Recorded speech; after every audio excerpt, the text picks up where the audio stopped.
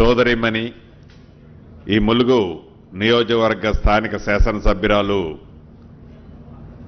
సీతక్క గారు, గౌరవ స్థానిక పార్లమెంటు సభ్యులు కేంద్ర మాజీ మంత్రివర్యులు పెద్దన్న బలరాం నాయక్ గారు, అదే రకంగా ప్రింట్ అండ్ ఎలక్ట్రానిక్ మీడియా మిత్రులందరికీ మనస్ఫూర్తిగా హృదయపూర్వక నమస్కారం. ఆనాటి ఉమ్మడి ఆంధ్రప్రదేశ్లో కానీ కొట్లాడి తెచ్చుకున్న తెలంగాణ రాష్ట్రం ఏర్పడి తర్వాత కానీ ఒక అద్భుతమైన ఆలోచనతో 27వ కేబినెట్ మీటింగు గిరిజనులు ఆదివాసులు ఆరాధ దైవమైన సమ్మక్క సారలమ్మ నివాసమున్న పుణ్యక్షేత్రంగా భావించే ప్రదేశమైన మేడారంలో, అంటే ఎప్పుడూ చరిత్రలో లేని విధంగా కేబినెట్ సమావేశాన్ని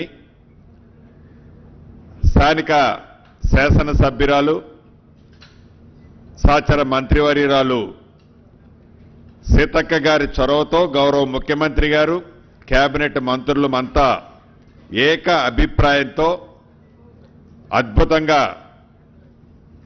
సుదీర్ఘంగా గౌరవ ముఖ్యమంత్రి రేవంత్ రెడ్డి గారి నాయకత్వంలో కేబినెట్ సమావేశం జరిగింది.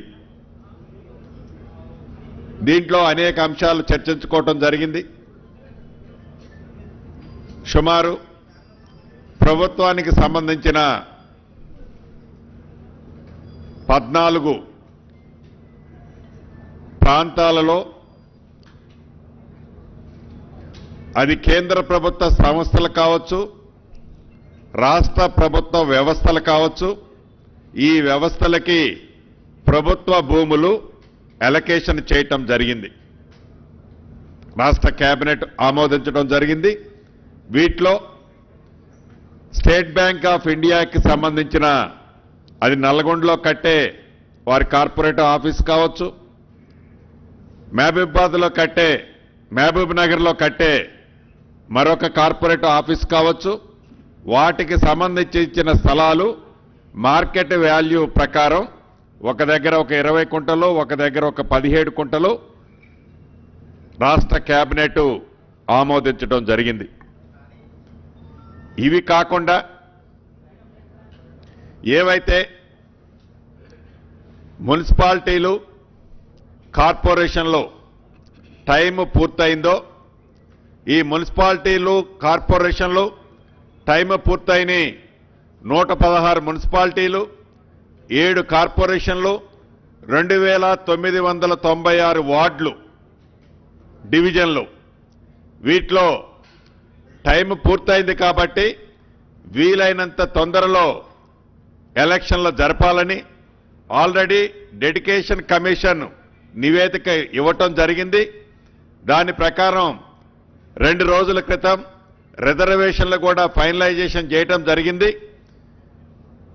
రాష్ట్ర కేబినెట్ వీటన్నిటి ఆధారంగా 15వ తారీఖు ఫిబ్రవరి 15వ తారీఖు శివరాత్రి ఉంది, 16వ తారీఖు నాడు రంజాన్ ఉంది.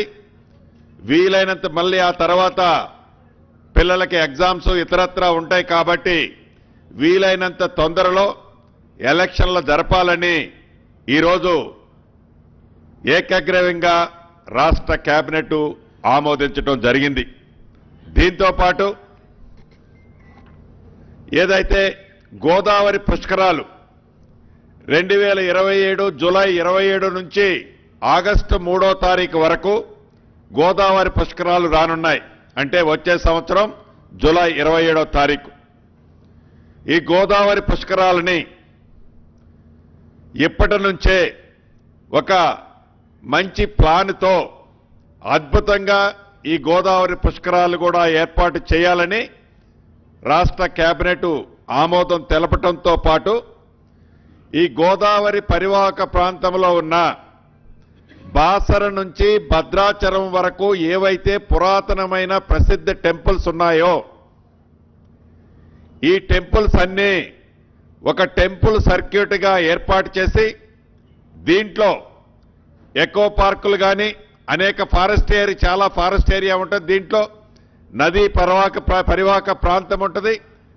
ఎకో టూరిజంతో పాటు పురాతన ఆలయాలని అభివృద్ధి చేయడంతో పాటు ప్రతి ఆలయానికి మెరుగైన డెవలప్మెంట్ చేయడంతో పాటు టూరిజంగా కూడా ఈ బాసర టు భద్రాచలం ఏదైతే టెంపుల్ సర్క్యూట్ చేయాలనుకుంటున్నామో దానికి ఒక కన్సల్టెన్సీని కూడా ఫైనల్ చేశాం. ఈ జనవరి ఎండ్ ఆర్ ఫిబ్రవరి 15th లోపు కన్సల్టెన్సీ రిపోర్ట్ వచ్చిన తర్వాత ఒక కేబినెట్ సబ్ కమిటీని ఏర్పాటు చేసి మార్చి 31st నాటికి ఒక ప్రణాళికాబద్ధంగా ఏదైతే ఇప్పుడు మేడారంలో శాశ్వత అభివృద్ధి చేశామో అదే తరహాలో ఈ Basara to Bhadrachalam temple circuit, ఈ మధ్యలో ఉండే టూరిజం డెవలప్మెంటు, ఎకో పార్కులు అన్ని వసతులని ఏర్పాటు చేసే దాంట్లో భాగంగా మార్చి 31st లోపు దీన్ని డిసైడ్ చేయాలని, దీనికి కేబినెట్ సబ్ కమిటీని కూడా అతి కొద్ది రోజుల్లో ఫైనల్ చేయాలని ఈరోజు కేబినెట్ ఆమోదం తెలపడం జరిగింది. దీంతో పాటు హైదరాబాద్ మెట్రో ఈ ప్రభుత్వానికి ఒక చిత్తశుద్ధి ఉంది. గ్రామీణ ప్రాంతంలో మెరుగైన రోడ్ల కోసం ఎలా అయితే ప్రణాళిక, అది R&B కావచ్చు, పంచాయతీరాజ్ కావచ్చు, ఎలా అయితే ఒక ప్రణాళిక చిత్తశుద్ధితో ఇరువురు మంత్రులు సమక్షంలో ఒక ప్రణాళిక తయారు చేశామో అదే పద్ధతిలో పట్టణవాసులైన హైదరాబాద్ మెట్రో సంబంధించిన విషయంలో కూడా ఫేజ్ 1కు సంబంధించిన అంశాన్ని L&T దగ్గర నుంచి టేక్ ఓవర్ చేసే విషయంలో చాలా క్షుణ్ణంగా డిస్కస్ చేశాము. ఫర్దర్ ఇన్ఫర్మేషన్ కోసము నెక్స్ట్ కేబినెట్కి మళ్ళీ ఆ ఫైల్ సర్క్యులేట్ చేయాలని అధికారుల్ని ఈ కేబినెట్లో ఆదేశించడం జరిగింది. దీంతో పాటు ఫేజ్ 2A, ఫేజ్ 2B, ఈ ఫేజ్ 2A, ఫేజ్ 2Bకి సంబంధించిన ల్యాండ్ ఎక్విజిషన్ కూడా చాలా టైం టేకింగ్ కాబట్టి ఈ ల్యాండ్ ఎక్విజిషన్ చేసే అంశాన్ని ఈరోజు కేబినెట్ ఆమోదం తెలిపిందని చెప్పడానికి సంతోషిస్తున్నాను.